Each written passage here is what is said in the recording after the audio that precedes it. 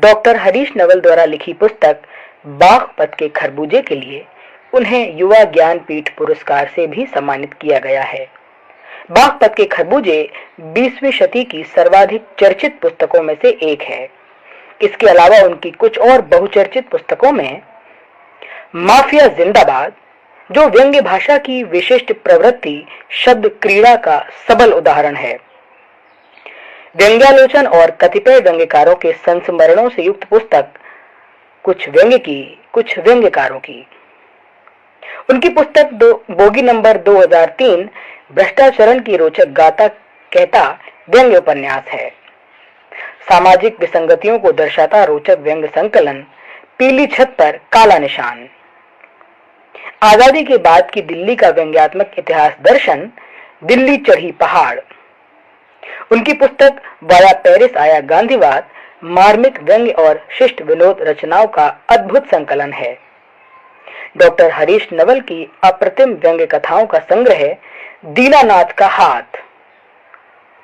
शिष्ट भाषा युक्त विविध शैलियों में सूक्ष्म और सौम्य सृजन 51 व्यंग्य रचनाएं। दोस्तों, सामाजिक जागरण और सांस्कृतिक बोध को व्यक्त करता श्रेष्ठ व्यंग्य लेखन पढ़िए डॉक्टर हरीश नवल की इन पुस्तकों में।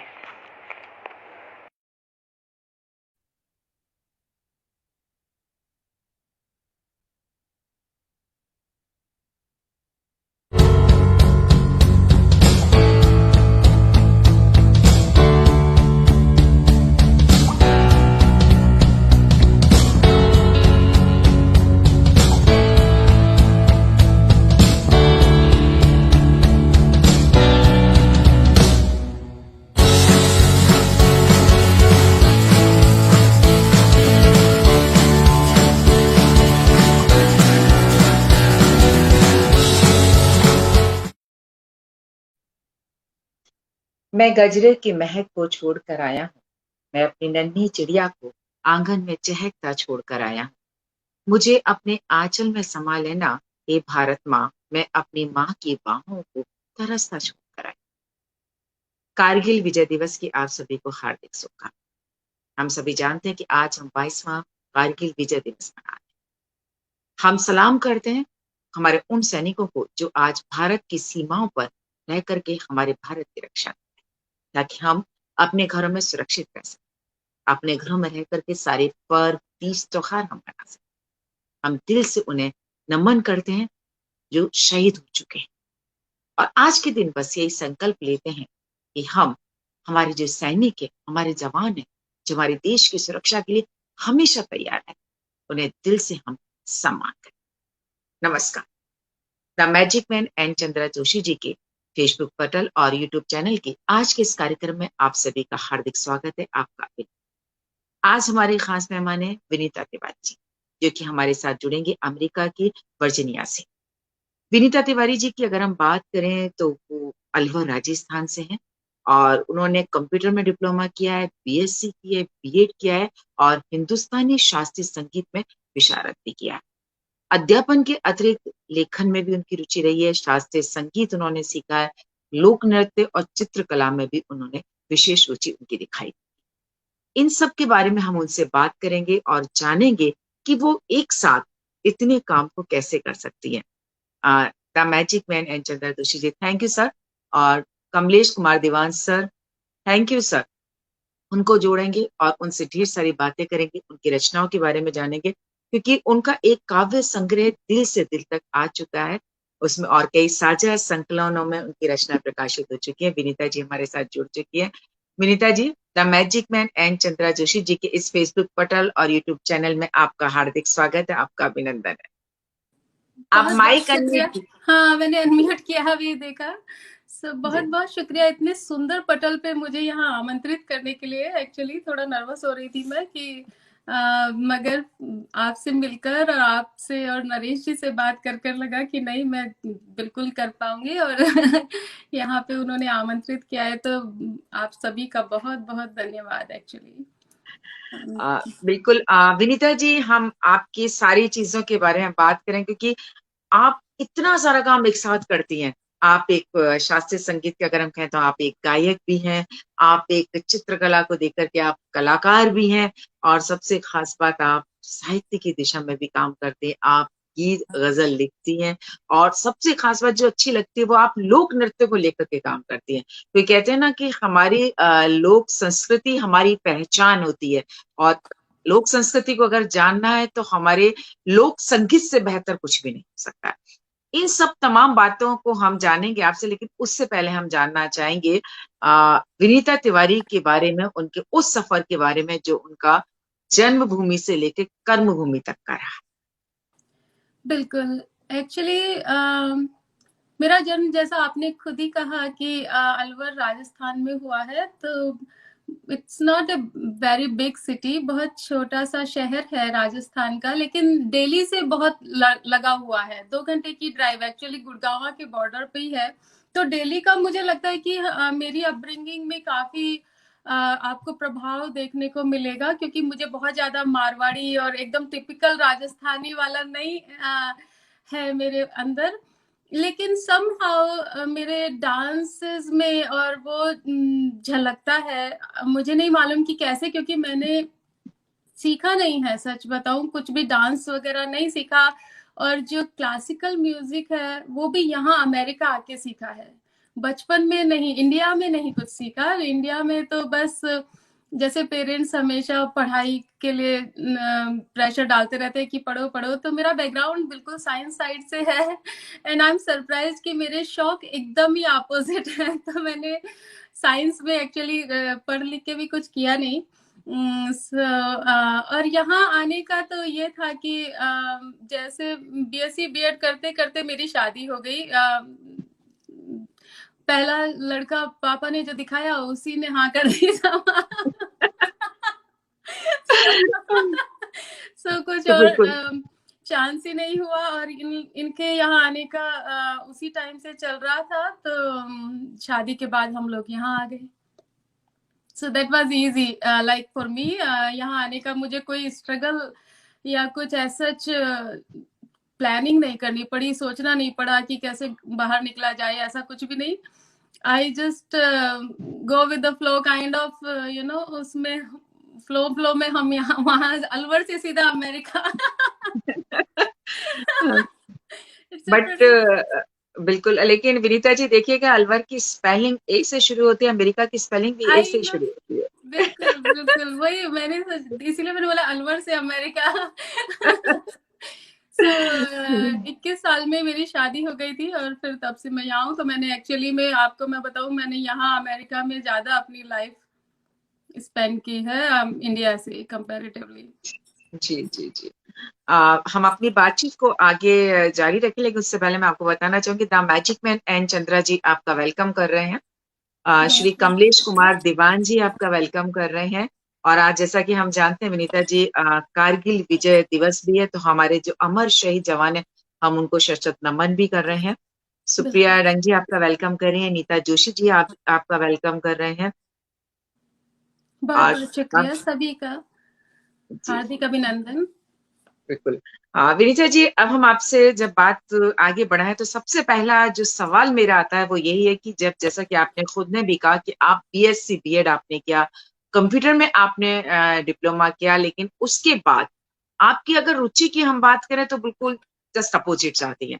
yes. संगीत आ जाता है, चित्रकला आ जाती है, साहित्य आ जाता है, ये सारी चीजें आ जाती है। तो आपका सबसे पहले मैं बात करना चाहूंगी शास्त्रीय संगीत की। शास्त्रीय संगीत की तरफ आपका रुझान कैसे हुआ कि आपने हिंदुस्तानी शास्त्रीय संगीत में विशारद किया? क्या परिवार में कोई ऐसा व्यक्ति था जिनसे आप बहुत ज्यादा आपको प्रेरणा मिली? हाँ बिल्कुल, मेरे घर में बहुत ज्यादा, मैं ये तो नहीं कहूंगी कि शास्त्रीय संगीत, मगर हाँ संगीत से जैसे सभी का मुझे लगता है थोड़ा बहुत होता है। तो मेरी मदर की साइड थोड़ा सा लिटरेचर और म्यूजिक डांस इन सब चीजों का रहा है। मेरी नानी हमेशा से हारमोनियम बजाती थी, तो मैं बचपन में बिना सीखे भी स्कूल में जब प्रेयर्स होती थी ना इंडिया में, तो शुरू में प्रेयर जनगण मन ये सब एक के बाद एक ऐसे प्रोग्राम शुरू होता था। यहाँ ऐसे नहीं होता अमेरिका में, तो मैं उस हिसाब से बता रही हूँ। तो तब मैं तब भी स्टेज पे हारमोनियम और बजाती थी, गाती थी प्रेयर्स में हमेशा। और जो भी कुछ ऊपर जो प्रोग्राम होते थे स्टेज पे जाके जो शुरुआत होती थी स्कूल्स में, तो वो सब शुरू से मुझे बचपन से शायद मेरी मदर की साइड से मुझे मिला है। लेकिन मेरे फादर जो है वो साइंस साइड से रहे, तो मेरी उस तरह से एजुकेशन साइंस में, क्योंकि एक तो इंडिया में ये भी रहता है ना कि जिस चीज की इम्पोर्टेंस हो या जिस चीज में आपको आगे कुछ एक्सपोजर हो सके, जॉब वॉब मिल सके, उस टाइप से वहाँ पहले इस तरह से ही सोचा जाता था। तो इसलिए मुझ में दोनों के शायद वो गुण आ गए, कुछ थोड़ा सा मदर साइड और थोड़ा सा फादर की साइड। और क्लासिकल का ये है कि जब मैं यहाँ पे आई, वहां पे तो बस शौकिया जितना मम्मी से या नानी से या इधर उधर से सीख लेती थी अपने आप ही, वो ही बस उतना ही रहा। लेकिन शौक मुझे था, तो जब मैं यहाँ आ गई अमेरिका, तो मुझे समहाउ किसी के थ्रू एक अच्छे टीचर से मिलना हुआ, और मुझे लगा कि इवन दो मेरा बहुत ज्यादा क्लासिकल साइड में बहुत इंटरेस्ट ना, तो मुझे लगता है कि हो इसलिए नहीं पाया क्योंकि अगर आपने बचपन से नहीं सुना हो तो फिर वो चीज आपके बाद में दिमाग में, जहन में नहीं बैठती इतनी जल्दी। तो बिल्कुल। लेकिन मुझे शौक गाने का इतना ज्यादा था कि मुझे लगा कि this is the base actually, यही मतलब राइट। अगर आपने अपने सुरों को पक्का नहीं किया तो फिर आप ऐसे ही खाली ये फिल्मी गाना सीख लिया, वो फिल्मी गाना सीख लिया, या लाइट क्लासिकल सीख लिया, उससे आप ज्यादा अच्छा नहीं कर सकते हैं। तो इसलिए मैंने वहां से शुरुआत की, और समहाउ हम लोग 6-7 यहाँ पे स्टूडेंट्स थे जो कि ग्रुप में सीखते थे, और सभी ने एक साथ स्टार्ट किया विशारद करना। एंड आई एम लकी कि यहाँ अमेरिका में ये सब शुरू हो गया अब, कि यहाँ से मैंने गंधर्व महाविद्यालय का मेरे पास वो है, ऐसा नहीं कि यहाँ कोई नई संस्था शुरू हो गई है या ऐसा कुछ नहीं है। So it's a pretty non well non संस्था महाराष्ट्र में, पुणे से आई थिंक। तो मैं अपने आप को इस हिसाब से अपनी सौभाग्यशाली समझती हूँ कि मुझे ये चांस मिला कि मैंने सीखना जैसे ही शुरू किया तो ये एग्जाम्स देने का भी ऑप्शन हो गया और विशारद करने तक का ऑप्शन हो गया। लेकिन आपको मैं बता दूं कि हम सभी मैरिड लेडीज थी जिन्होंने शुरू किया था विशारद करना, उनमें से मैं ही हूँ जिसने विशारद कंप्लीट किया। क्या बात है, क्या बात हाँ, सभी ने है। 2 साल 3 साल 4 साल करके इधर दे टुक ए ब्रेक कि भाई चलो अब मतलब 2-2 साल में करेंगे, या हम्म। 1.5 साल में। एवरी ईयर वाले जो एग्जाम मैंने दिए हैं वो बस मैंने ही दिए हैं, उनमें से अभी तक और किसी का कंप्लीट नहीं हुआ है। So I am that like passionate about it, कि सिंगिंग बिल्कुल। और dancing and all that is like it's somehow I just feel passionate, कि मुझे लगता है मैं और चीजों को सेकेंडरी कर देती हूँ। नहीं, बिल्कुल आपने सही कहा। कहते हैं ना, अगर आपके अंदर जुनून है और आपने ठान लिया है कि मुझे इस काम को करना है, तो निश्चित तौर पर आप कर सकते हैं। शास्त्रीय संगीत की बात जब चलिए, आपने इसमें विशारद हासिल की हुई है।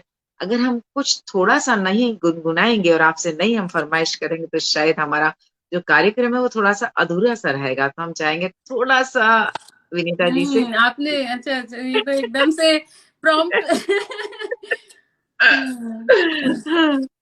तो अभी है ना, मैं एक सेकेंड एक छोटी सी जी, वंदना सुना देती हूँ क्योंकि अभी कार्यक्रम शुरू ही हुआ है। बिल्कुल बिल्कुल बिल्कुल। डेफिनेटली उसको मैं इसमें लगा देती हूँ। जी।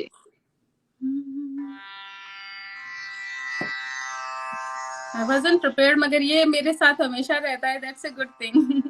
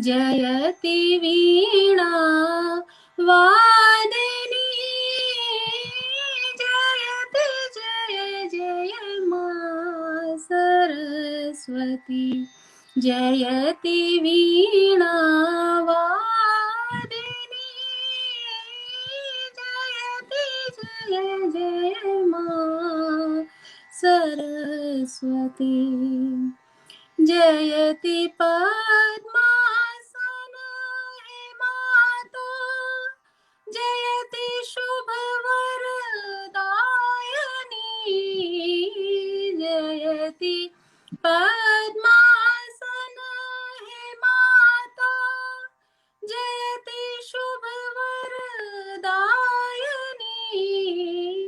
जगत का कल्याण करमा तुम हो विघ्न विनाशिनी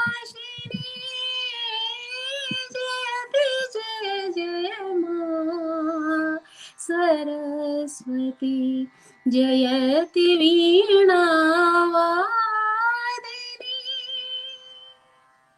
बहुत बहुत शुक्रिया। सो ये राग क्या बहार पे जी था जो मैंने सुबह से तो कुछ रियाज नहीं किया, बिल्कुल। बैठ गई हूँ। देखिए, कार्यक्रम का आरंभ में अगर माँ सरस्वती का आशीर्वाद हमें मिल जाता है तो निश्चित तौर पर हमारा जो कार्यक्रम है बिल्कुल सफल हो जाएगा। और आप जो साहित्य से जुड़ी हुई हैं, लेखन से जुड़ी हुई हैं, और सरस्वती पुत्री हम आपको कह सकते हैं, क्योंकि जो हमारी शिक्षा की देवी हम माँ सरस्वती को मानते हैं।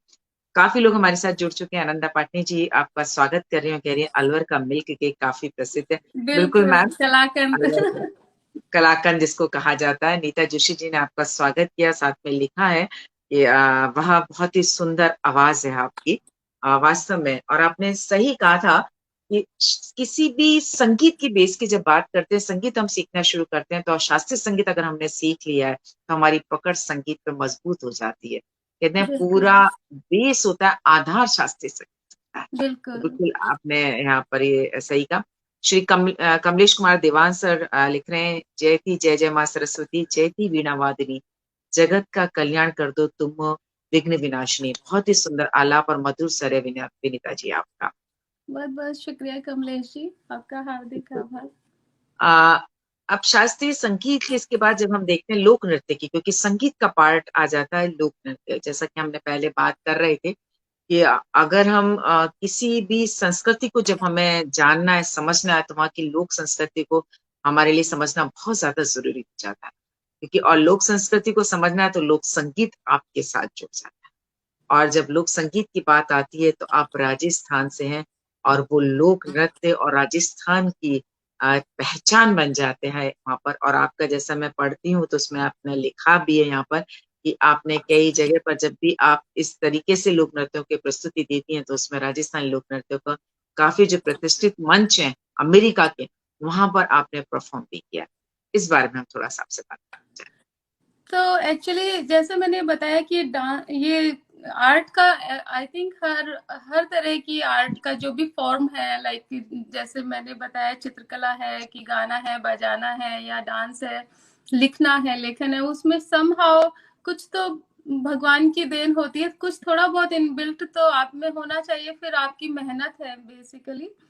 तो मुझे डांस करने का बचपन से शौक रहा है और मैंने काफी परफॉर्म किया है स्कूल लेवल पे तो, लेकिन हाँ ये कि कॉलेज में इतना नहीं कर पाए, जो भी है रीजन, वहाँ पे इतना एक्सपोजर भी नहीं होता था।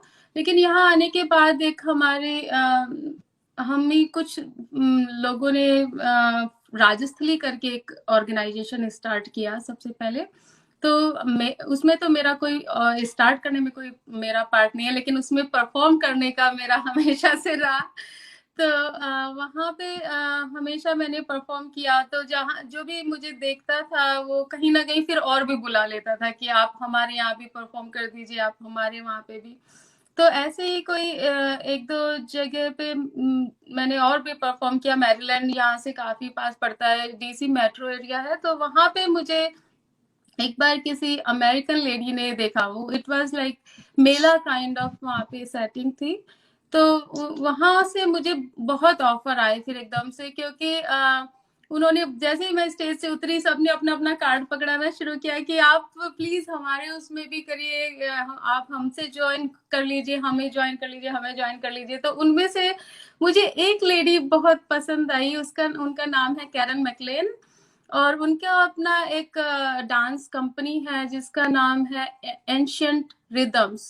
सो बेसिकली जो पुराने समय की जो आपने जैसे कहा कि लोक साहित्य या लोक नृत्य या लोक गीतों को जो भूले हुए, जो थोड़ा सा कम होते जा रहे हैं, उनको लेकर उनकी एक डांस कंपनी जो देश देश विदेश में जितने भी इस तरह की चीजें हैं उसको ऊपर लाने के लिए।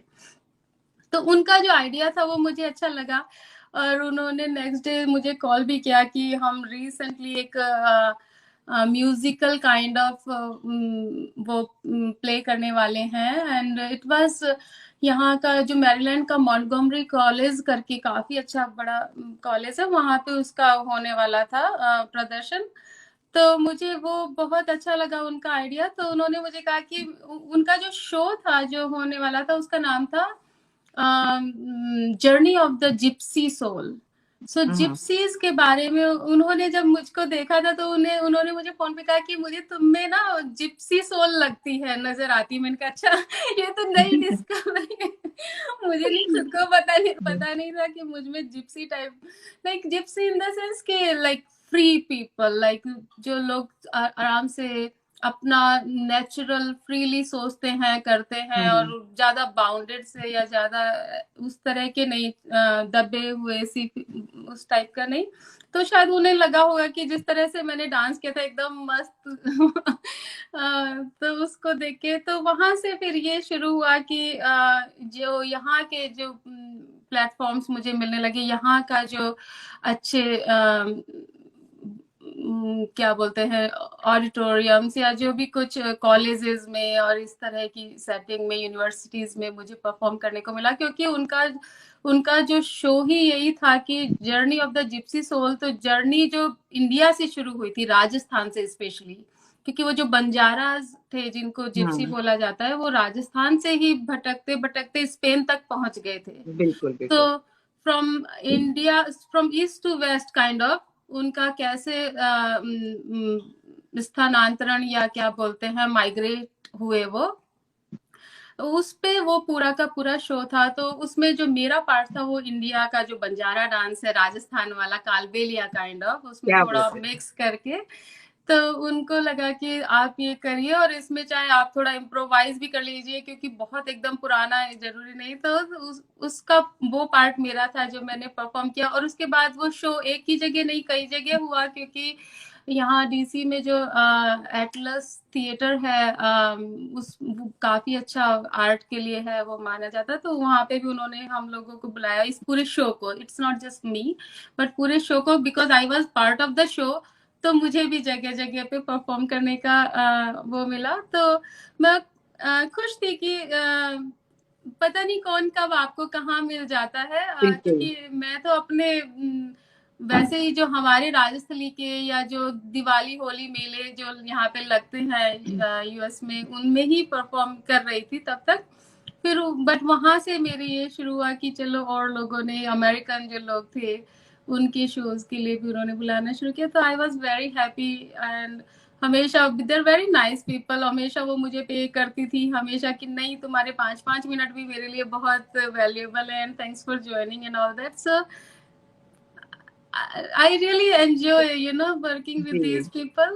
बहुत अच्छे नाइस लोग हैं यहाँ पे। तो आई एम थैंकफुल। और जो वो शो था वो कैरन मैकलेन के फादर की किताब पे ही बेस्ड था। It was like from Rajasthan से लेके स्पेन तक आते आते उस डांस का नाम फ्लेमेंको हो जाता है। तो वो पूरे उसमें म्यूजिकल ही था, वहां से फिर अफगानिस्तान, फिर नेक्स्ट फिर स्पेन तक जाते जाते कम से कम 10 टाइप के डांसेस की वो छोटा छोटा क्या क्या डिफरेंस उसमें होता गया। एंड फिर ये बाद में फ्लेमेंको जो बहुत फेमस है स्पेन में, वो बन गया उसका। बट ये फॉर्म वही है जिप्सीज वाला। बिल्कुल। और कहते हैं ना कि जब आप लोक संगीत के साथ जुड़ जाते हैं तो अपना एक जुड़ाव हो जाता है। हेलो, अब आ रही है? हेलो, लगता है विनीता जी का network problem. Hello Vinita ji, अब आवाज आ रही है आपको? हाँ जी। हेलो। हाँ। हाँ, बिल्कुल, अब आ रही है। हाँ, हाँ। बिल्कुल। मैं यही कह रही थी विनीता जी कि जब हम अपने लोक संगीत के साथ जुड़ जाते हैं तो हमारा जुड़ाव हो जाता है उसके साथ, क्योंकि लोक संगीत होता ही जन जन किसके दिल से जुड़ा हुआ निकला हुआ संगीत होता है। इसीलिए, और जैसा कि आपने बात किया राजस्थान के लोक संगीत की, जब बात की तो आपने कालबेलिया की बात की, चाहे वो कालबेलिया आप ले लीजिए या आप घूमर डांस घूमर। ले लीजिएगा। हुँ। बिल्कुल। तो कोई भी डांस आप लेते हैं बहुत तो हमारे दिल से, और आप जैसा कि आप खुद जब डांस करती हैं तो उसमें डूब जाती हैं, क्योंकि संगीत नाम ही डूब जाने का होता है। जब तक आप उस संगीत में डूब नहीं जाएंगे उसमें, आप उससे पार उतर ही नहीं सकते हैं। तो इसीलिए शायद उनको आपकी जो डांस था वो इतना ज्यादा पसंद आया। जब क्योंकि मग्न होकर के जो डांस किया जाता है, नृत्य किया जाता है, तो उसमें हमें पता नहीं रहता हमारे आसपास कौन है, सिर्फ लगता है बिल्कुल, हम है और हमारा ये नृत्य चल रहा है। बिल्कुल। बिल्कुल। नहीं, डेफ़िनिटली सही कह रहे हैं आप। बिल्कुल, हमारे साथ काफी लोग हैं। प्रमिला व्यास जी आपका स्वागत कर रही हैं। आ, नमस्ते प्रमिला व्यास जी, वो लिख रही है, विनीता जी आप सुमधुर आवाज और बहुमुखी प्रतिभा की धनी है। बहुत-बहुत शुक्रिया प्रमिला जी। आपके जुड़ने का बहुत-बहुत धन्यवाद। बिल्कुल। अब मैं जानना चाहूंगी विनीता जी, जब लोक संस्कृति की बात आती है, लोक संगीत की बात आती है, तो आपने जो लोक संगीत में जो लोक नृत्य को लिया था, जो सिर्फ कालबेलिया को ही लिया, या आप इसमें और हमारे जो राजस्थान के लोक नृत्य हैं, आप उनको भी परफॉर्म करती हैं? हाँ, मैं उनको भी करती हूँ, घूमर करते हैं हम लोग, घूमर बहुत फ़ेमस है, लेकिन ये होता है ना कि घूमर में आप ग्रुप में करते हैं, तो आपको जी। ज़्यादा लोग चाहिए, आप अकेले सोलो नहीं करते हैं, तो क्योंकि मुझे वही समय आपने जैसे पूछा कि मैं कैसे सारी चीजें कर पाती हूँ, तो ग्रुप ग्रुप हाँ। में करने में आपका टाइम ज्यादा जाता है, आप लोगों को पहले ट्रेन करते हैं, उनके साथ टाइम मैनेज करते हैं कि इस दिन आ जाइए, उस दिन आ जाइए, यहाँ पे मिले वहां पे मिले, तो वो सब मैं नहीं करती। तो मैं I prefer to perform solo, even though कि जी। पहले तो थोड़ा शुरू में जब करे भी हैं, ऐसा नहीं है कि बहुत लोग ग्रुप ही डांस मांगते हैं, तो ये है नहीं कि ऐसा ही है, लेकिन मैं कोशिश करती हूँ कि अपना समय बचाने के लिए अगर सोलो परफॉर्म ज़्यादा मैं करती हूँ, तो बाकी डेफिनेटली राजस्थान में तो बहुत Rajasthani dance, Marwari kind of, और एक कालबेलिया और एक घूमर, ये तो है ही मतलब मेन उसमें, बिल्कुल तो बिल्कुल। सभी करती हूँ मैं, और इट जस्ट डिपेंड्स कि कहाँ पे कौन सी जरूरत है। बिल्कुल। आ, एक चीज और जानना चाहेंगे विनीता जी, आपकी आवाज इतनी खूबसूरत है, इतना खूबसूरत आवाज में आप गाती हैं, तो क्या आपने कभी लोकगीत भी गाए हैं? हाँ, मत पहले ज्यादा गाए हैं, अब क्योंकि क्लासिकल से ज्यादा एक तो एग्जाम दे दे के बस वही पिछले 10 साल 8 साल से तो अभी इतना नहीं होता है, और कनेक्शन भी थोड़ा कम हो गया, और वो इतने हम्म। ज्यादा गाने को मिलते भी नहीं है यहाँ पे।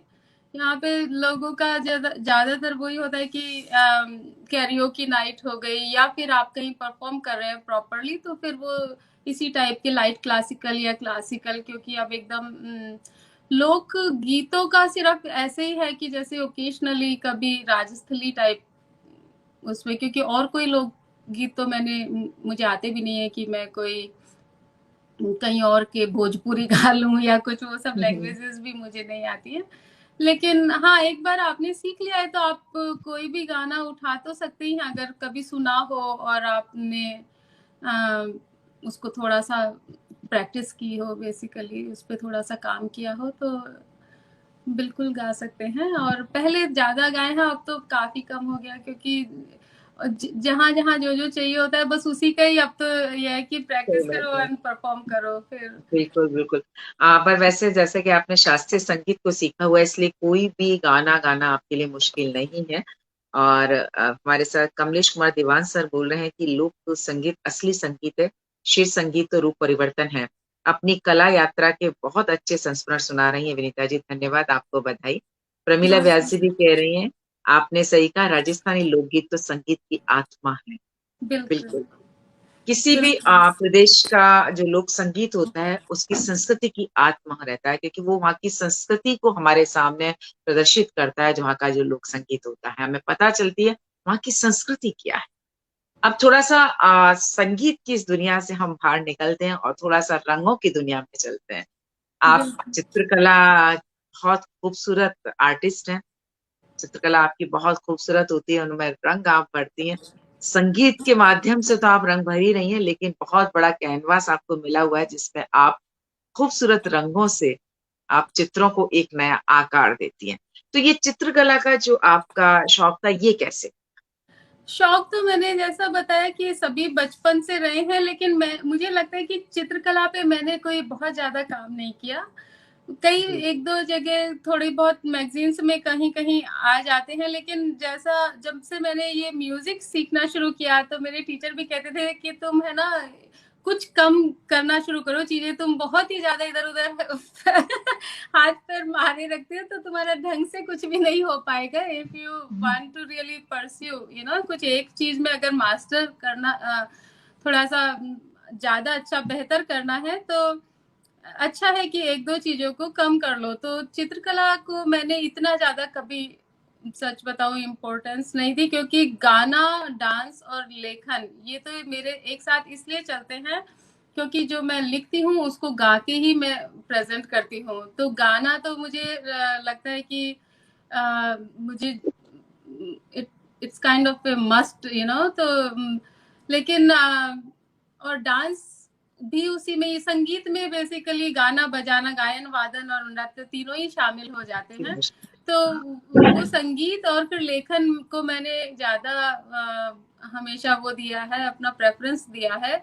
चित्रकला मैं करती हूँ और अच्छा कर लेती हूँ, लेकिन फिर भी मैं उसमें ज्यादा टाइम नहीं लगाती, क्योंकि आप कितनी जगह टाइम दे सकते हैं। अभी स्पेशली जब से म्यूजिक मैंने क्लासिकल म्यूजिक के बाद तो मुझे लगता है कि मैं बहुत कम, ओकेशनली कभी मूड होता है तो, नहीं तो जॉब और बच्चों के बाद बस यही होता है कि आपने 1 घंटा भी अपने लिए दिन में निकाल लिया, थोड़ा रियाज हो गया, आपने अपने थोड़े बहुत सुर लगा लिए तानपुरा पे, बट दैट्स इट। उसके बाद इससे ज्यादा समय नहीं मिलता। अब तो लॉकडाउन में डांस भी बिल्कुल बंद हो गया है, पहले तो सही परफॉर्मेंसेस बात। होते रहते थे। तो अब जब करना पड़ेगा ना तो पता चलेगा बॉडी नहीं, बट मतलब कहते हैं ना कि नहीं भूलते नहीं है, बिल्कुल भी। भूलते नहीं है, मगर अगर आप प्रैक्टिस नहीं करें किसी भी चीज की तो स्टेमिना चला जाता है। आपको बिल्कुल थोड़ा बहुत कंटिन्यूअसली सभी चीजें करनी होती है, और सभी चीजों की एवरीडे बेस पे प्रैक्टिस करना बहुत मुश्किल है। बहुत जरूरी है, बहुत जरूरी है, आप सही कह रहे हैं। अब आपके हम साहित्य लेखन की तरफ हम बढ़ते हैं कि जब आपने की एक काव्य संग्रह आपका आ चुका है दिल से, मतलब दिल से जो आप लिखती हैं वो दूसरों के दिल तक आप पहुंचा देती हैं। बहुत ही खूबसूरत नाम आपका काव्य संग्रह का है। सबसे पहली बात तो मैं इसके लिए आपको बधाई देना चाहूंगी, क्योंकि साहित्य, कविता, गीत, गजल जब तक दिल से नहीं लिखी जाएगी तब तक वो दिनों तक नहीं पहुंचती। और गजल की जब बात आती तो गजल के लिए तो कहा ही ये जाता है कि जब दिल से दिल मिलते हैं तभी तो गजल बनती है। अगर दिल से दिल नहीं मिलेंगे तो गजल बनेगी भी। सही मैं है। सबसे पहले जानना चाहूंगी, आपके साहित्य के लेखन में आप जो लिखती हैं तो उसमें आपने जो कविताएं, गीत और गजल, इनमें से सबसे ज्यादा आपका पसंदीदा क्या मुझे सबसे ज्यादा गजल ही पसंद है, और मैं शुरू से बचपन से शेरो शायरी में ही मुझे लगता है वो लाइक कॉलेज के लेवल पे सभी को थोड़ी बहुत शेरो शायरी पसंद होती है। और बस है? भगवान की दया ये है कि मैं थोड़ा बहुत तब भी लिख लेती थी, और वो कंटिन्यू चलता रहा। सो मुझे पसंद सबसे ज्यादा गजल्स हैं, लेकिन ये है कि मेरा जहाँ पे मैं बड़ी हुई हूँ वहां मुझे ऐसा लगता है कि जैसे उर्दू का बहुत ज्यादा वो नहीं था। तो मैं लिखती हूँ लेकिन प्रोनाउंस कितना सही करती हूँ, मेरे उच्चारण पे मैं हमेशा वो रहती हूँ, थोड़ी सी कॉन्शियस रहती हूँ कि मैं सही उच्चारित करूँ कि नहीं।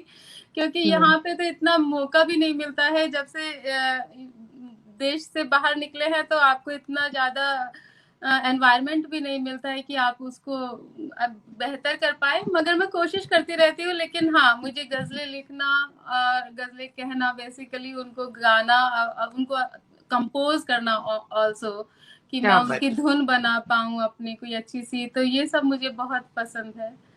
और बिल्कुल।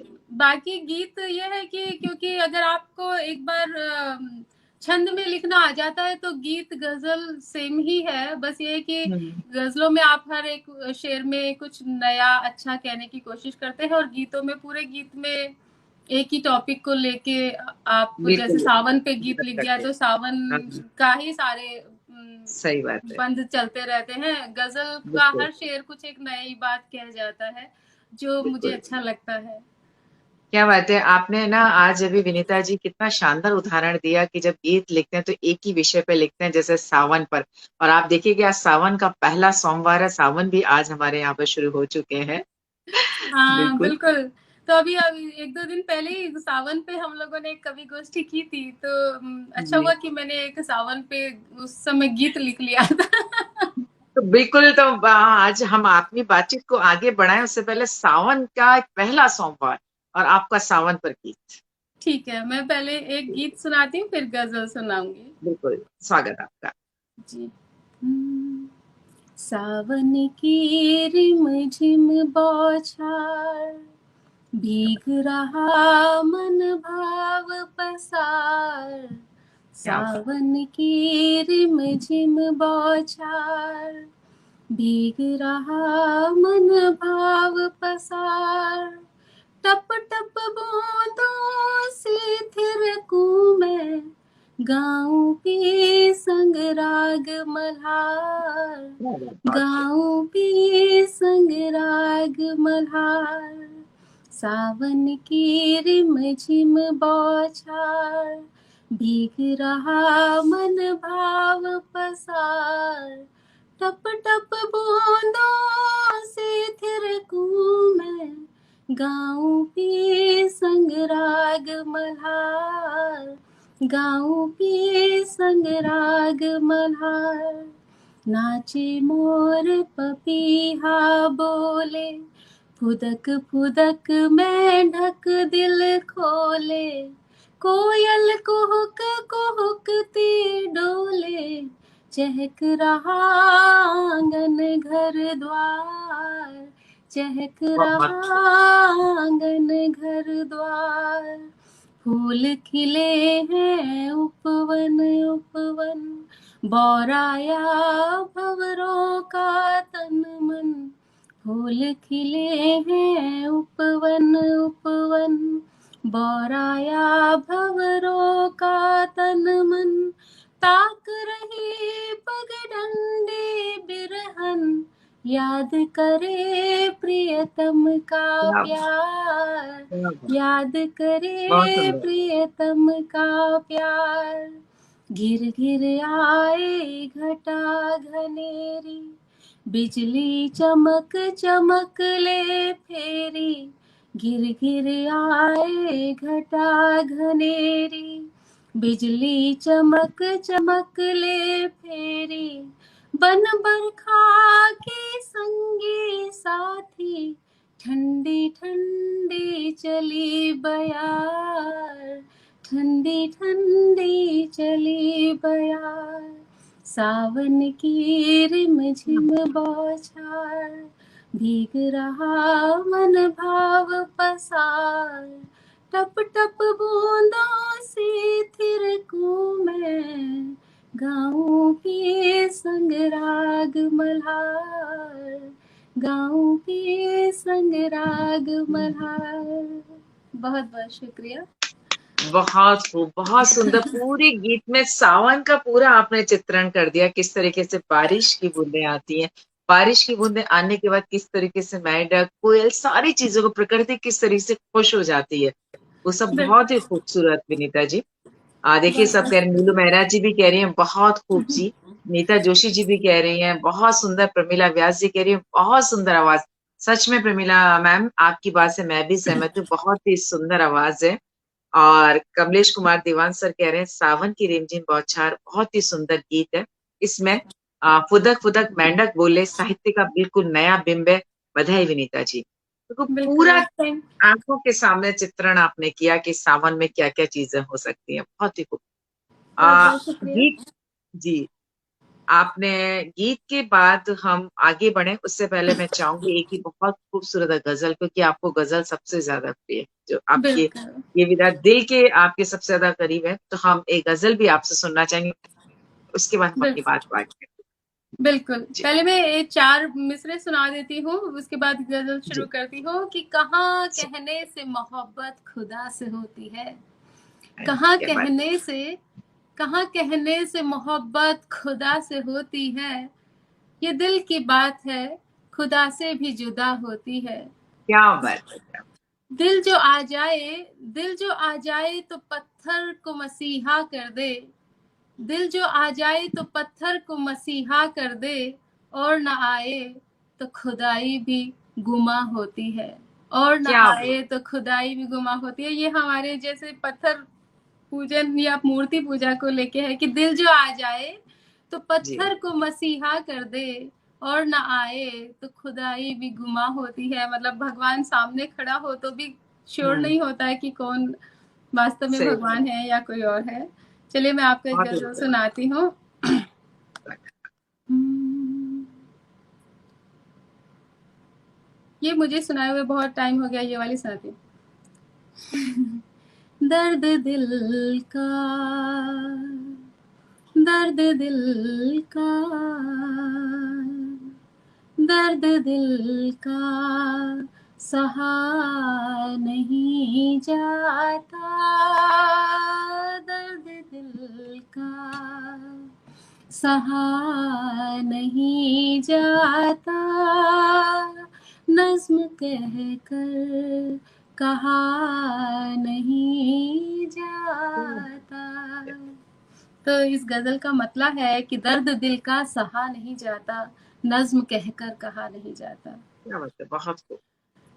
बेबसी इस कदर हुई बेबस, बेबसी इस कदर हुई बेबस, अश्क बनकर बहा नहीं क्या बात है, जाता, क्या अश्क बनकर बहा नहीं जाता, दर्द दिल का सहा नहीं जाता। बेबसी इस कदर हुई बेबस, अश्क बनकर बहा नहीं जाता। अगला शेर है, उनकी ऊंची बहुत दुकान सही, उनकी ऊंची बहुत दुकान सही, पीर मौला कहा बात। नहीं जाता, बहुत खूब। पीर मौला कहा नहीं जाता, दर्द दिल का।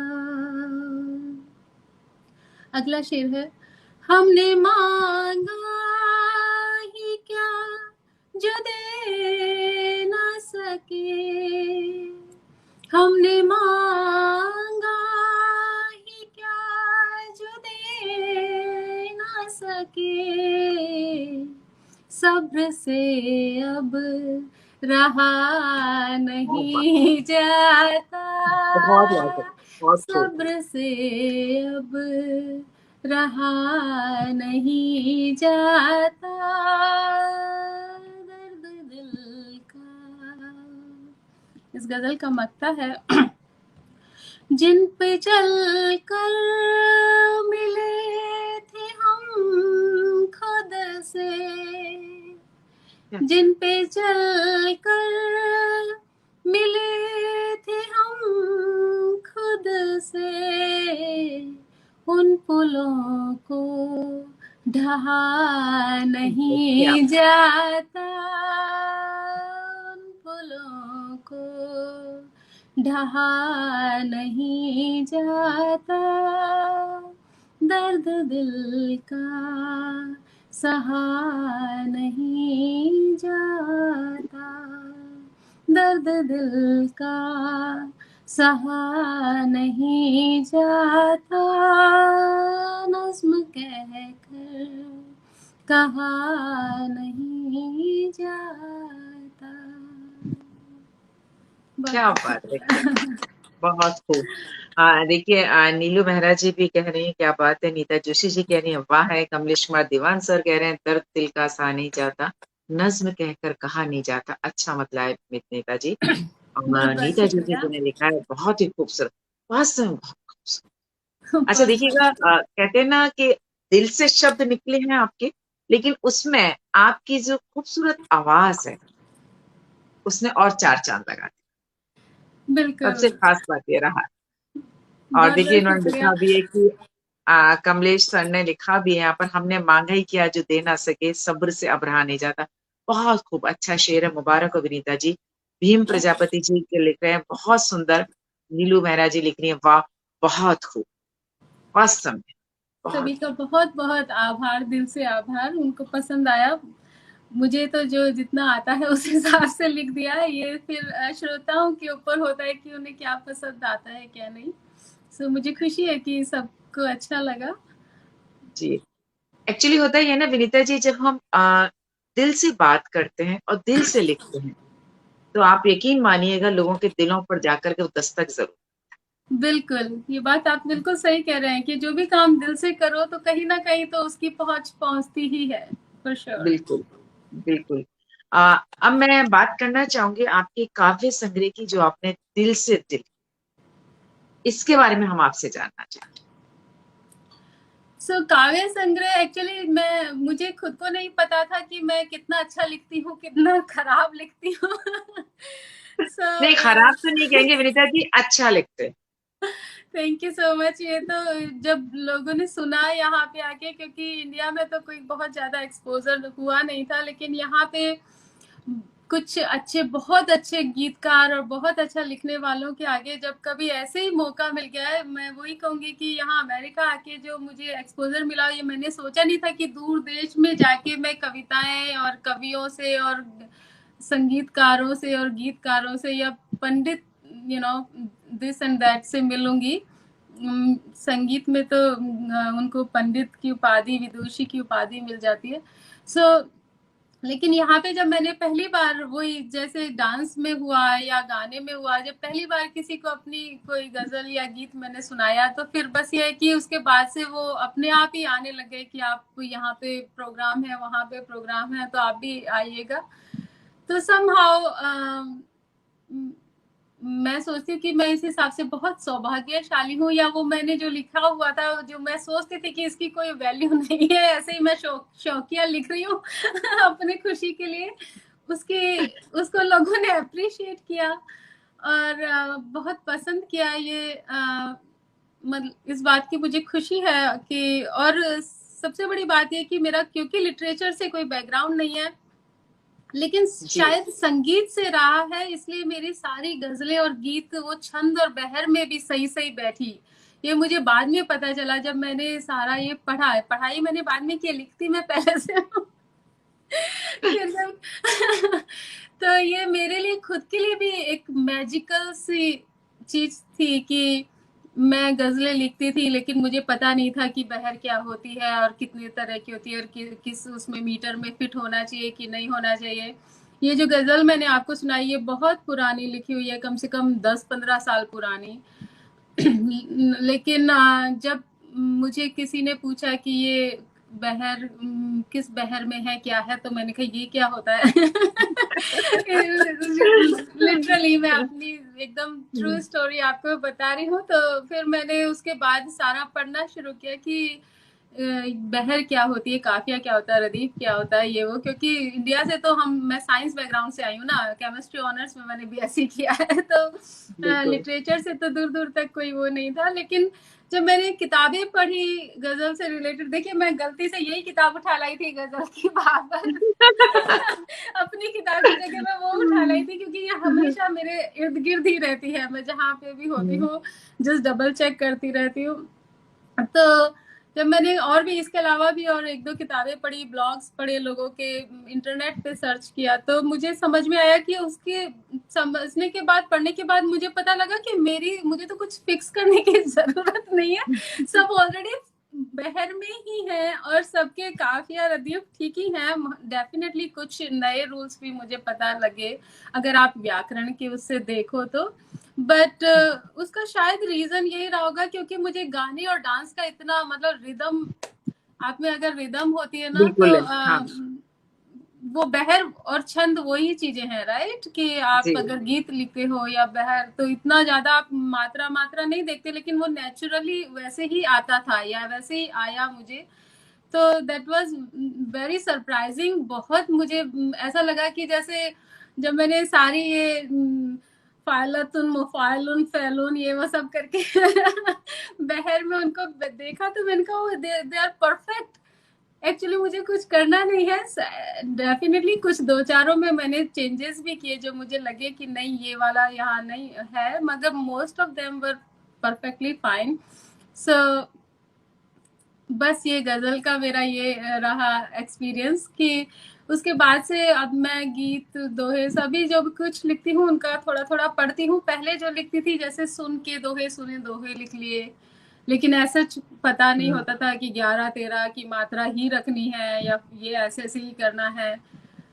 आई डोंट नो कि इतना व्याकरण कितना मतलब उसकी क्या इम्पोर्टेंस है, लेकिन इतना जरूर मुझे लगता है कि जो भी लिखा हो, जो भी आपने बात कही है, उसकी इम्पोर्टेंस मुझे ज्यादा लगती है, क्योंकि आपने बहुत फिट तो कर दिया मीटर में, इधर से इधर ये वर्ड इतनी मात्रा का यहाँ आना चाहिए, लेकिन आपकी बात में अगर कुछ कहने में कुछ दम नहीं आ रहा है तो इट डजंट रियली बिल्कुल बिल्कुल मेक सेंस। लेकिन ये अच्छा हो गया कि मैंने अपने दिल की बात बिना व्याकरण पढ़े कही थी और वो व्याकरण में सही बैठ गई। अपने आप तैयार हो गया व्याकरण, क्या बात है। हाँ, बिल्कुल। वैसे आपने विनीता जी बिल्कुल एक बात बहुत सही कही है कि हम अगर दिल की बात को दिल से कह दें और व्याकरण को एक तरफ रख देते हैं और दिलों तक पहुंच जाती है तो वो ज्यादा अच्छी हो जाती है, बनस्पत इसके कि व्याकरण में बंद करके हम अगर अपनी बात को कहें और लोगों के दिल तक नहीं। बिल्कुल नहीं, बिल्कुल, क्योंकि मेरी तो ये गजलें प्रकाशित भी हो चुकी थी, जबकि मुझे पता नहीं था ये बहर में है कि नहीं है या सही बहर में कि नहीं है। तो मुझे लगा अरे ये क्या होता है, मुझे तो किसी ने आज तक पूछा नहीं है, इसका मतलब ये या तो ये सही थी ही, एक्चुअली वो थी भी सही। हाँ और ये बात आप बिल्कुल सही कह रहे हैं कि अभी भी चाहे से मुझे नियम कानून पता भी हो गए तो भी मुझे लगता है कि अगर बात कहने में कोई आपकी खास बात नहीं आ रही है तो व्याकरण का कोई इतना ज्यादा मुझे नहीं बिल्कुल। लगता है। बाकी सबकी अपनी अपनी समझ और क्योंकि सब। हाँ आपसे क्योंकि अभी देखिए ना, हम कविता की जब बात करते हैं आजकल गद्य में भी कविता कही जा रही है, नई कविता जिसको कहा जाता है, वहां इन चीजों का ध्यान नहीं है, वहां सिर्फ बिल्कुल। अपनी बात को कहा जाता है और हम्म। बात को कहने का उसका असर देखा जाता है कि जिसको हम कह रहे हैं उस पर कितना असर हो रहा है।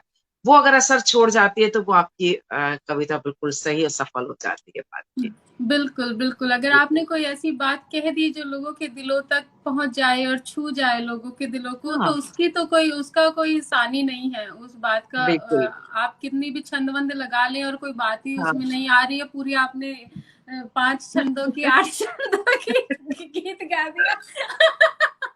नहीं बिल्कुल सही बात कह रहे, कहते हैं ना कि कई बार जैसे जो चलिए आप इसमें कई लोग हैं जिनको छंद अलंकार मीटर मात्राओं का कोई ज्ञान नहीं है और आपने उनके सामने बहुत ज्यादा साहित्यिक अगर प्रस्तुति गीत की या कविता की कर दी तो वो उनको ऊपर से निकल जाएगी, उनकी बिल्कुल समझ में बिल्कुल ये चीज नहीं आएगी। बिल्कुल लेकिन ये दिल से आपने लिखी है तो वो लगेगा कि हमारे दिल पे जाकर के असर कर चुकी है, क्योंकि कविता की बात जब आती है और कवि जब अपनी बात को कहता है, कोई साहित्यकार हमारी बात को कहता है तो लगता है कि वो हमारी बात कर रहा है, तब हम उसके साथ कनेक्ट हो जाते हैं। और जब वो बात ज्यादा ही व्याकरण और मात्राओं में इसमें समेट करके रह जाती है तब ये लगता है कि हमारी हमारे दिल से ये चीज दूर हो चुकी है थोड़ा सा। बेसिकली वही कि आम आदमी तक नहीं पहुंच पाती, हो सकता है वो बड़े बड़े हाँ साहित्यकारों तक पहुंच जाए कि अरे वाह हाँ इसका तो सारा मीटर एकदम परफेक्ट है, तो मीटर का क्या बिल्कुल करो, आम आदमी से जुड़ना ज्यादा जरूरी लगता है मुझे। जरूरी है। कि अगर बिल्कुल आप आम इंसान से जुड़ पाते हो, उसको कहीं ना कहीं ऐसा लगता है कि हाँ ये सही में ऐसा होता है या ऐसा है, हाँ, वो मेन इम्पोर्टेंट मुझको लगता है बिल्कुल कि बिल्कुल। चीज है। और अगर दोनों मिल जाए तो वारे न्यारे हैं। बिल्कुल सही बात है। लेकिन फिर तो अगर खैर दोनों, कोई बात फिर ही तो नहीं है। फिर तो कोई वो ही नहीं है। लेकिन अगर दो में से एक पिक करना पड़े तो डेफिनेटली आपकी बात में कुछ होना चाहिए जो कि लोगों तक पहुंचे। बाकी चीजें बिल्कुल सब अपने सही आप हो जाती है। है। अशोक बत्रा जी हमारे साथ जुड़ चुके हैं, वो कह रहे हैं बहुत खूब विनीता जी। योगिता अशोक त्यागी जी, जी जी। अशोक बत्रा जी यहाँ अमेरिका से जुड़े हैं। वो हमेशा मुझे प्रोत्साहित करते हैं। अमेरिका में बहुत से ऐसे आदरणीय, मैं कहूंगी कि बड़े हैं वो मुझसे उम्र में काफी, लेकिन बहुत शौकीन हैं यहाँ पे काफी लोग, और वो हमेशा जुड़ते हैं। तो उनका बहुत बहुत शुक्रिया कि उनके जुड़ने का। अशोक जी बहुत बहुत धन्यवाद। योगिता त्यागी जी भी हमारे साथ जुड़े हैं, आपका वेलकम कर रहे हैं। कमलेश कुमार दीवान सर आपको आपके दिल से दिल तक काव्य संग्रह के लिए बहुत सारी शुभकामनाएं दे रहे हैं। साथ में लिख रहे हैं कि अमेरिका में हिंदी लिखने वालों के लिए अच्छा माहौल है, परस्पर सम्मान से सुनने की परंपरा भी बनाई हुई है, सभी का अभिनंदन। और नीता जोशी जी भी आपका अभिनंदन कर रहे हैं। नीलू मेहरा जी लिख रही हैं संगीत रिदम और लयात्मकता की ओर स्वतः ही चली जाती है। बिल्कुल संगीत रिदम के साथ अपने आप ही दिल की बात आ जाती है।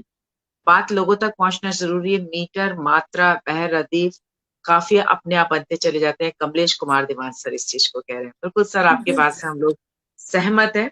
दिल तक बात पहुंच जाती है तो सारी चीजें अपने आप बन जाती हैं।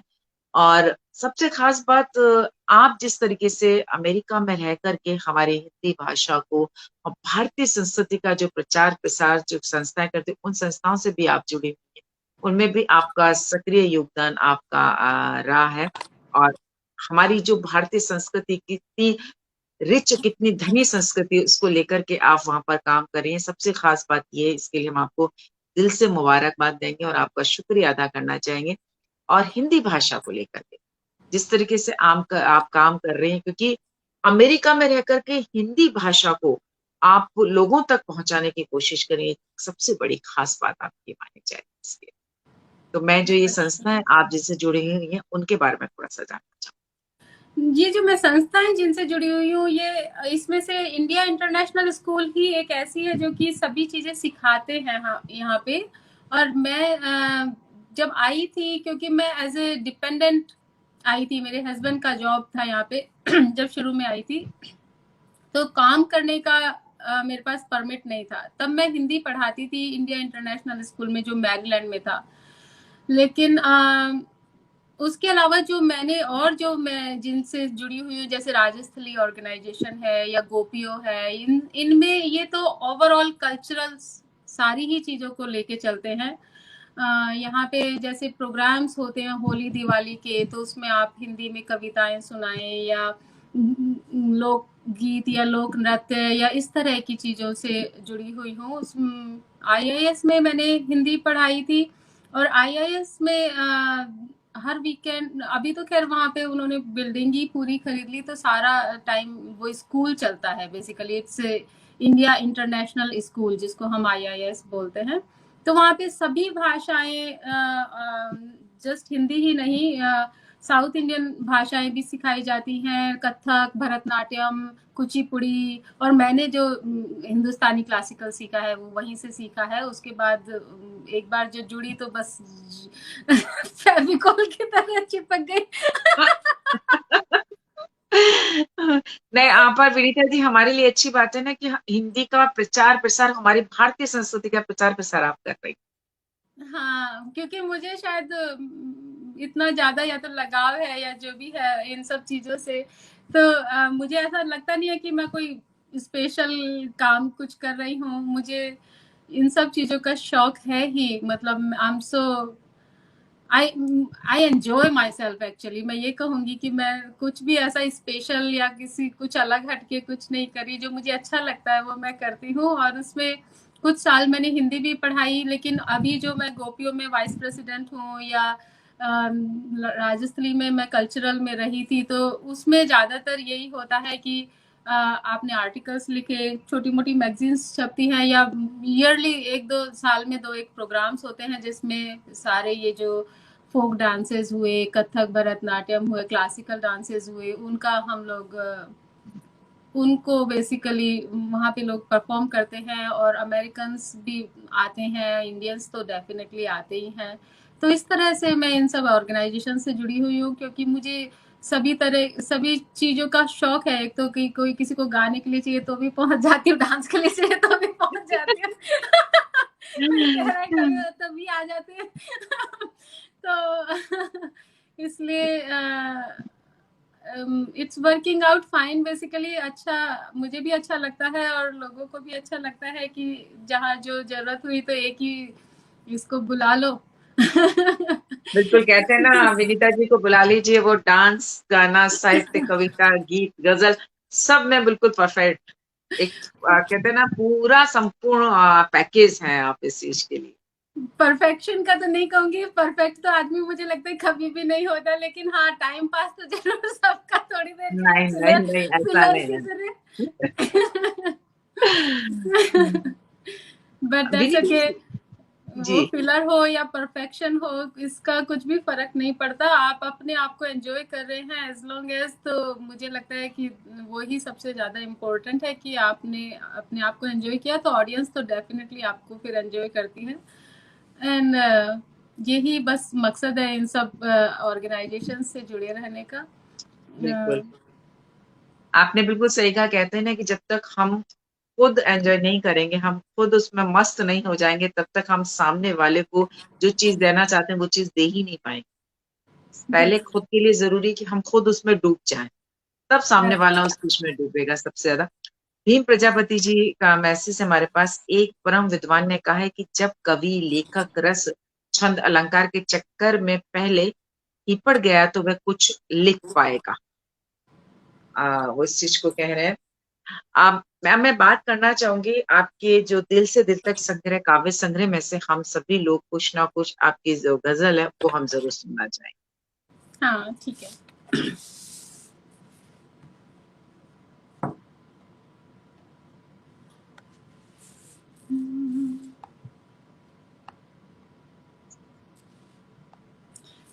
मुझे लगता है मेरी किताब में जो पहली गजल है वो मैं आपको सुनाती हूँ। आई थिंक यही है।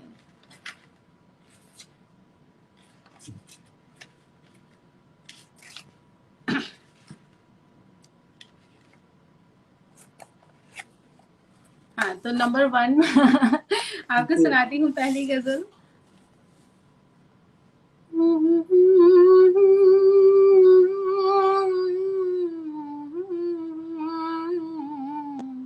जिंदगी की तलाश जारी है, जिंदगी की तलाश जारी है,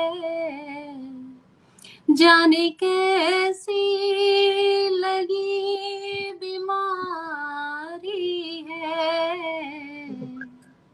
जाने कैसी लगी बीमारी है, जिंदगी की तलाश जारी है,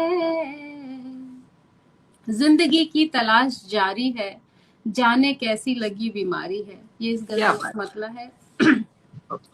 घिस गई एड़ियाँ पड़े छाले, घिस गई एड़ियाँ पड़े छाले, फिर भी चलने की जिद क्या हमारी है, बात। फिर भी चलने की जिद हमारी है, जाने कैसी लगी बीमारी है, जिंदगी की तलाश जारी है। अगला शेर है, काम आया नहीं कोई पैबंद, क्या? पैबंद यहाँ पे जो रफू सा कर देते हैं, हम्म।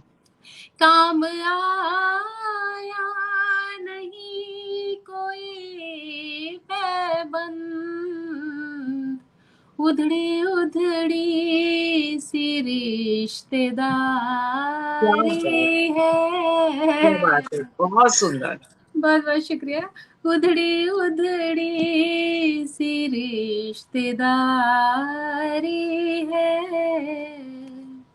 जिंदगी की तलाश जारी है।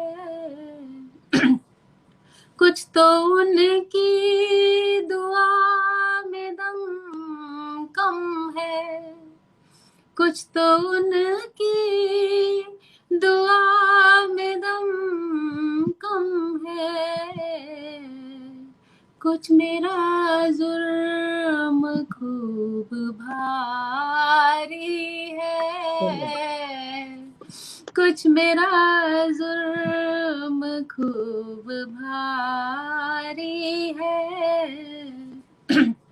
अगला शेर है, जिसको देखा नहीं न जाना ही, ये हमारे यहाँ जो अरेंज मैरिजेस होती हैं उस पे शेर है। बिल्कुल, बहुत सुंदर। जिसको देखा नहीं न जाना ही, जिस्त ये सारी उस पे क्या बात है, वारी है, क्या बात है। जिस्त ये सारी उस पे वारी है। ढेर मंजर थे सामने बिखरे, ढेर मंजर थे सामने बिखरे, कहीं दाता कहीं भिखारी है, बहुत खूब। कहीं दाता कहीं बहुत सुंदर। भिखारी है। अब इस गजल का मक्ता है, कुछ मेरे ख्वाब भी हैं धुंधले से, कुछ मेरे ख्वाब भी हैं धुंधले से,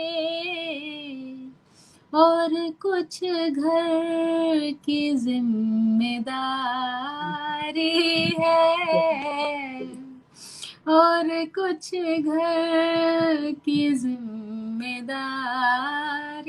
है। कुछ तो खुद को क्लियर नहीं होता कि वास्तव में करना क्या है, ऊपर करना से क्या है, इतनी बिल्कुल सही बात है। रेस्पॉन्सिबिलिटीज आपके ऊपर रहती है कि आप ढंग से फोकस भी नहीं कर पाते। सही बात है, बिल्कुल। तो उस बात पे, जिंदगी की तलाश जारी है, जाने कैसी लगी बीमारी है, जिंदगी की तलाश जारी है। बहुत बहुत शुक्रिया। बहुत उम्मीद आप खूब, सही बात है। जिंदगी की तलाश हमेशा जारी रहती है, वो कभी पूरी नहीं हो पाती हमारी। Nita ji, thank you Nita ma'am. Nita Joshi ma'am लिख रही है, वाह क्या बात है, बहुत ही सुंदर। भीम प्रजापति जी ने भी आपको थम लिख किया है कि हाँ वास्तव में बहुत ही खूबसूरत, बहुत ही सुंदर। एक सवाल मन में आता है कि आप इतनी सारी चीजों को साथ में लेकर के चलती हैं, संगीत भी आपके साथ चलता है, साहित्य लेखन आपके साथ चलता है, चित्रकला का फील्ड आपके साथ चलता है, आप हमारी लोक संस्कृति हिंदी और इसके प्रचार प्रसार में भी आप इसको साथ लेकर के चलती हैं। कि आप इन सबको किस तरीके से सामंजस्य बिठा पाती हैं, कैसे तालमेल बिठाती हैं, और कैसे इन सबको मैनेज करती हूँ। टाइम मैनेजमेंट सबसे खास बात जो आती है, वो कैसे करती है? क्योंकि हम लोग जनरली बात करें तो लोग यही कहते हैं, क्या करें, टाइम ही नहीं है हमारे पास, समय ही नहीं मिलता है। और आप इस तरीके से इन सारी चीजों को उन्हीं 24 घंटों में कैसे मैनेज, ये तो एक जो टिप्स सबको दे दीजिए आज आप। बिल्कुल, टिप्स बस यही है कि जैसे आपने कहा ना कि आप कहते हैं कि हमें टाइम नहीं मिलता, वो मैं भी कहती हूँ, लेकिन मैं उन चीज़ों के लिए कहती हूँ जो मुझे करनी नहीं होती हैं। अच्छा, अच्छा। सो इट्स बेसिकली अपने ऊपर होता है कि जिस चीज़ को मैं प्रेफ़रेंस देती हूँ, उसके लिए डेफ़िनिटली कैसे भी मैं टाइम निकाल लेती हूँ। तो उसके पीछे जैसे ये है कि मेरे हस्बैंड का जॉब भी बहुत अच्छा है, भगवान की दया से मुझको ऐसा कोई जॉब में मैंने हमेशा अपनी जॉब को सेकेंडरी रखा बेसिकली। मैंने उसमें ऐसे नहीं सोचा कि मुझे ये करना है, वो बनना है, बहुत आगे निकलना है या उन सब चीज़ों को। मैंने यहाँ पे आके बैंक में जॉब किया, मुझे बहुत प्रमोशंस भी मिले और उसके बाद मैंने फाइनली बिल्कुल छोड़ दिया। जब मुझे लगा कि मेरी बात अपनी चीजें कुछ कम हो पा रही है या ये तो बहुत हेक्टिक हो गया मेरे लिए। जी। तो उस तरह से मैंने जो जैसे मैंने कहा कि जिन चीज़ों को मुझे नहीं इतनी प्रेफ़रेंस देनी होती है, उसके लिए मैं भी बोल देती हूँ कि मेरे पास टाइम नहीं है और टाइम नहीं होता है। I don't have time for this. लेकिन जो करना होता है उसके लिए डेफ़िनिटली मैं बाकी सारी चीज़ें छोड़ देती हूँ। टीवी मेरा बिल्कुल नहीं होता, ज़ीरो टीवी, ज़ीरो मूवीज़, मुझे बिल्कुल आइडिया नहीं है कौन-सी मूवी कब आई, क्या है उसमें, कहाँ कौन हीरो-हीरोइन है। तो बहुत लोग इन सब चीज़ों में जैसे टाइम अपना जो बचता है थोड़ा बहुत एंटरटेनमेंट के लिए वो लोग वो सब करते हैं, लेकिन मैं अपनी चीज़ें ये सब करती हूँ जो मुझे पसंद है। और अपनी जॉब्स में स्विच करती रहती हूँ जहाँ मुझे थोड़ी फ्लेक्सिबिलिटी और थोड़ा अपने लिए टाइम जहाँ लगता है कि मुझे इसमें ज़्यादा अच्छा मिल सकता है, तो वो उस तरह से मैं हमेशा फ्लेक्सिबल रही हूँ और लकी भी रही हूँ कि मुझे ऐसा नहीं रहा कि एकदम मुझे कोई करियर ओरिएंटेड टाइप जॉब करनी ही है या मुझे पूरी गृहस्थी चलानी है या मेरे ऊपर सब डिपेंडेंट है, ऐसा कुछ मेरे साथ रहा भी नहीं भगवान की दया से। तो I was kind of flexible कि ठीक है अगर हो रहा है बच्चों के साथ घर के साथ सब कुछ तो करो जितना हो सकता है, नहीं हो रहा है तो मुझे कभी किसी ने ऐसे फोर्स नहीं किया, मेरे हस्बैंड ने या किसी ने कि अरे नहीं तुम जॉब छोड़ क्यों रही हो, इतना बढ़िया जॉब है, अब तुम इसको छोड़ के ये तुम टीचिंग में क्यों जा रही हो। मैंने कहा नहीं नहीं समर मिलती है 2 महीने सही छुट्टी। बात है। नहीं, बिल्कुल आप सही कह रहे हैं विनीता जी। इस बात को तो आपने सही कहा कि जिसमें आपका दिल लग रहा है आप उस काम को कीजिए, क्योंकि जब दिल से आप काम करेंगे तो आप उसमें 100% नहीं बल्कि 101% आप देंगे। लेकिन जब आपका दिल नहीं लग रहा, आप अपने लिए समय नहीं निकाल पा रहे, जो चीज आपको अच्छी लग रही है उसको काम को आप नहीं कर पा रहे, तो ये लगता है कि जिंदगी में कुछ ना कुछ कमी सी हमेशा रहेगी। तो उस कमी को दूर करने के लिए आवश्यकता हो जाती है आप जो दिल से काम करना चाहते हैं उस काम को से। आपकी ये सोच वास्तव में एक संदेश, एक मैसेज देती है। जी बहुत बहुत शुक्रिया। लेकिन हाँ यही है कि अगर आप जो आपको जो पसंद है उसको अगर आप समहाउ अपना प्रोफेशन भी बना पाए तो वो बेस्ट होता है। लेकिन यहाँ पे तो इस तरह का कोई बहुत ज्यादा एनवायरनमेंट नहीं है कि मैं हम्म, कविताएं लिख के या कुछ कवि सम्मेलनों में जाके कुछ अपनी लिविंग बना पाऊँ। लेकिन जैसा मैंने कहा कि मुझे भगवान की दया से फिर उस हिसाब से ज़रूरत भी नहीं है कि ठीक है सब कुछ है, और बहुत ज़्यादा ग्रीडी भी मैं नहीं हूँ। बहुत लोगों का अपने पर्सनल भी पर्सनैलिटी भी हाँ, होती है ना कि कुछ लोगों बिल्कुल का बिल्कुल। होता यही है कि और ज़्यादा कमाओ, ज़्यादा बढ़िया जॉब हो, ज़्यादा बड़ा घर हो, ज़्यादा बड़ी गाड़ियाँ हो। सो वो सब मुझे बिल्कुल भी नहीं है। बेसिक अगर आपके पास सब कुछ है, घर, समय अपने लिए और बच्चे अच्छे हैं, टाइम दे पा रहे हो आप और सब नॉर्मल है, तो मुझे बहुत ज़्यादा ऐसा है भी नहीं कि मैं बहुत कुछ और ये भी हो वो भी हो वो भी हो, ऐसा कुछ नहीं है। आई एम प्रीटी सेटिस्फाइड जो भी है। बिल्कुल बिल्कुल मेरे को उसमें पूरा सेटिस्फेक्शन है और मैं बहुत खुश हूँ। सो ये तो अपने ऊपर डिपेंड करता है बेसिकली ये कि आप बात आपने समय सही कही। आपके खुद के ऊपर भी डिपेंड करता है। कहते हैं ना कि हम चाहें तो अपनी आवश्यकताओं को, अपनी महत्वाकांक्षा को इतना बढ़ा लें कि हम उसी में उलझ करके रह जाएं, या हाँ चाहें तो हम अपनी महत्वाकांक्षा को इतना हिसाब से रखें कि हमें वो खुशी दे पाए। तो ये चीज बिल्कुल बिल्कुल। आपने सही कहा है। विनीता जी, चलते चलते एक बहुत ही खूबसूरत गजल या गीत के साथ आज के इस कार्यक्रम को करना चाहेंगे आपकी प्यारी सी सुमधुर आवाज में? श्योर। चलिए मैं एक और गजल आपको सुना देती हूँ जी। और फिर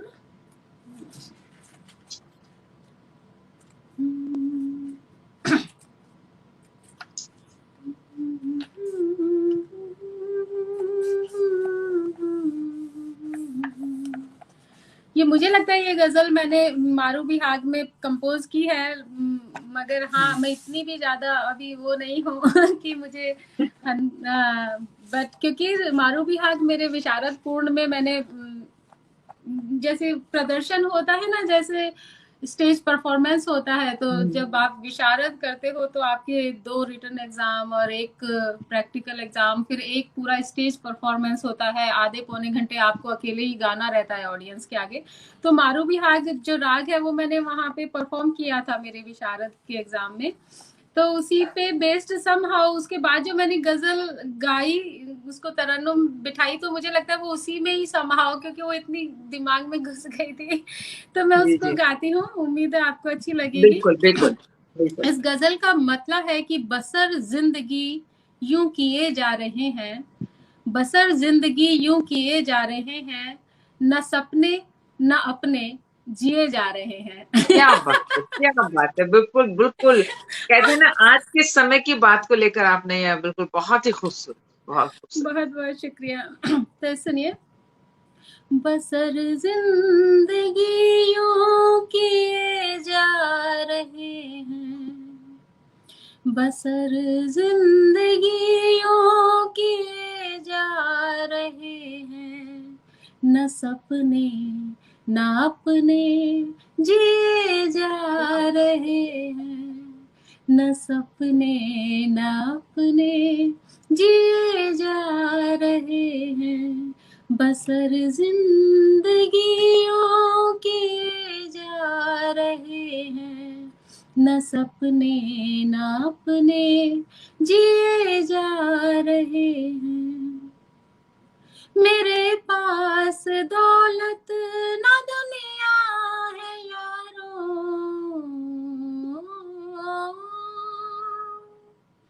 मेरे पास दौलत न दुनिया है यारों, फकत आंसू को पिए जा रहे क्या हैं, बात है, क्या फकत आंसू को पिए जा रहे हैं, न सपने न अपने जिए जा रहे हैं।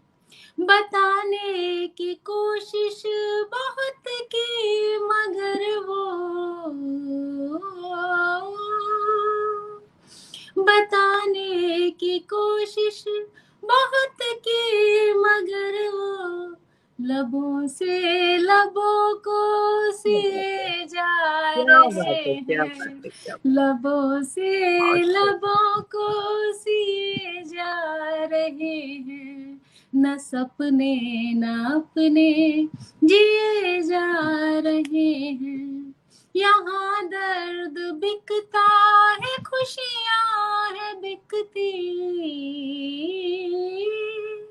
यहाँ दर्द बिकता है, खुशियाँ है बिकती, क्या बात यहाँ दर्द बिकता है, खुशियाँ है बिकती, लिए जा रहे हैं दिए क्या जा बात है, रहे हैं, लिए बहुत खूब। जा रहे हैं दिए जा रहे हैं, न सपने न अपने जिए जा रहे हैं। इस गजल का मतलब है, रहे कल तलक सीखते जो हमी से, रहे कल तलक सीखते जो हमी से, नसीहत वही अब दे जा दिए जा रहे, रहे क्या हैं, बात है, क्या बात है, क्या बात है। नसीहत वही अब दिए जा रहे हैं, न सपने न अपने जिए जा रहे हैं, बसर जिंदगियों किए जा रहे हैं, न सपने न अपने जिए जा क्या बात है विनीता जी। वास्तव में अगर देखा जाए तो कुछ भी नहीं है, ना कोई सपने हैं, लेकिन जीना है, इसलिए बहुत कुछ हम जिए जा रहे हैं। और जिन्होंने हमसे सीखा है, एक स्टेज आने पर वही हमें बहुत सारी शिक्षा देके चले जाते हैं। हमने बिल्कुल मतलब कहना चाहिए जिंदगी की जो सच्चाई है वो यहाँ पर बयां की है, हकीकत है ये। अगर हम देखें तो बिल्कुल। वास्तव में नीता जोशी जी लिख रही हैं कि बहुत उम्दा, बहुत सुंदर। नीलू मेहरा जी ने लिखा है, वाह बसर जिंदगियों किए जा रहे हैं, ना सपने हैं ना अपने जिए जा रहे हैं, फकत आंसू को पिए जा रहे हैं। क्या बात है, बहुत खूब, बहुत खूब। विनीता जी, रियली आपसे बात करके बहुत अच्छा लगा। सबसे खास बात आपकी जो गजलों में जिंदगी की सच्चाइयों को लेकर के आपने लिखी है, जो जिंदगी में घट रहा है उनको लेकर के आपने गजलों को, गीतों को लिखा है। और सबसे खास बात ये आती है कि शास्त्रीय संगीत जब आपने सीखा है और जब आप गजल को लिखती हैं, गीत को लिखती हैं और अपनी खूबसूरत आवाज के साथ जब वो हम तक पहुंचता है, तो यकीन मानिएगा वास्तव में बहुत दिल से हमारे वहां निकल जाती है। कहते हैं ना कि गजल का नाम है कि दिल से जो आह निकलती है, शब्दों में पिरो करके जो लोगों तक पहुंचती है, वो वहां में बदल जाती है, वही गजल बन जाती है। तो वही बिल्कुल। चीज आपने विनीता जी, रियली बहुत अच्छा लगा आपसे बात कर करके। आप किस तरीके से इतनी सारी चीजों को साथ में लेकर के चल रही हैं। संगीत आपके साथ है, चित्रकला आपके साथ है, अध्यापन का कार्य आप कर रही हैं। बीएससी बीएड होने के बाद साहित्य की तरफ आप है, साहित्य में भी गजल, गीत, इन सबको लेकर के इतनी खूबसूरती के साथ हमारे भारतीय संस्कृति को, हमारे लोक संस्कृति को, हमारे लोक संगीत को आप अमेरिका में फैला रही हैं चारों तरफ, कि हमारी संस्कृति से लोग रूबरू हों, हमारी हिंदी को जाने लोग रूबरू। बिल्कुल। नीलू मेहरा जी लिख रही हैं, कर्णप्रिय आवाज, अपूर्व सर्जन। वास्तव में नीलू मैम, विनीता जी की आवाज बहुत ही खूबसूरत, बहुत ही प्यारी है। और शायद ये नतीजा है कि जो शास्त्रीय संगीत की आपने शिक्षा ली है, क्योंकि कहते हैं बहुत आधार माना जाता है, आधार किसी भी संगीत का स्तंभ कहा जाता है शास्त्रीय संगीत को। उसी का परिणाम है इतनी खूबसूरत सुमधुर आवाज आज हम तक पहुंची। वास्तव में बहुत अच्छा लगा आपसे बात करके, बहुत मुझे सारी भी बातें ऐसे की। मुझे भी बहुत खुशी हुई आपसे मिलकर। एक्चुअली पहली बार हम लोग यहाँ मिले इस मंच पर, और ये पैंडेमिक का और ये लॉकडाउन का ये बहुत अच्छा हो गया कि हम कितना दूर दूर बैठे हुए भी एक दूसरे से जुड़ पा रहे हैं। और ये मेरा सौभाग्य है कि आज मैं इस मंच पर हूँ और आमंत्रित की गई हूँ। सो आप सभी का रियली बहुत बहुत शुक्रिया, और श्रोताओं का भी जो भी जुड़े हैं और जिन्होंने भी इतने सुंदर सुंदर मैसेजेस और कमेंट्स लिखे हैं, उन सभी का मैं बहुत बहुत आभार करना चाहूंगी, बहुत बहुत धन्यवाद देना चाहूंगी। बहुत शुक्रिया। Thank you Vinita ji, thank you very much and शुक्रिया। और भारतीय समय के हिसाब से आपको शुभ रात्रि कहूंगी। हाँ बिल्कुल, शुभ रात्रि। ठीक है, यहाँ पे तो सुबह ही हुई है, बट हाँ, चलिए, थैंक यू। बिल्कुल, शुक्रिया, शुभ रात्रि। तो ये थी हमारे साथ विनीता तिवारी जी, जो कि हमारे साथ जुड़े थे अमेरिका से, जिनसे हमने उनके साहित्य को लेकर के, उनके संगीत को लेकर के, उनके अध्यापन को लेकर के हमने उनसे बातचीत की और उनकी जिंदगी के बारे में जाना, उनका सफर जाना, जन्मभूमि से लेके कर्मभूमि तक का पूरा सफर को जानकर आज यहाँ पे बात की। उनकी जो गजलों को देखा सुना, तो देखा जिंदगी से बातें करती हुई उनकी गजल हमें यहाँ पर सुनाई दी है। किस तरीके से बहुत ही खूबसूरत जिंदगी के सफर की बात उन्होंने अपनी गजलों में, अपने गीतों में यहाँ पर की है। और कंचन, इट्स मी, बहुत शानदार आयोजन, बधाई, थैंक यू कंचन जी। और आज के दिन बस हम यही कहना चाहेंगे, जिस तरीके से विनीता जी हमारी भारतीय संस्कृति, हमारी लोक संस्कृति को लेकर के साथ चल रही हैं। आज भी जब हम कारगिल विजय दिवस यहाँ पर मना रहे हैं, तो हम भी, जो हमारे सैनिक हैं, जो हमारे जवान हैं, हमारे देश की सीमाओं पर तैनात रह करके हमारे देश की रक्षा कर रहे हैं, हम भी यहाँ रह करके हमारे जो कर्तव्य हमें दिए गए, हम उन कर्तव्यों का पालन करें, ताकि हम अपने देश को आगे लेकर के जाएं। तो बिल्कुल, आज के लिए बस इतना ही। फिर आपसे हम मिलेंगे, फिर एक नए हमारे साथ साहित्यकार होंगे, नई शख्सियत हमारे साथ होगी, उनसे हम बात करेंगे, उनके बारे में जानेंगे। आज के लिए बस इतना ही। शुभ रात्रि।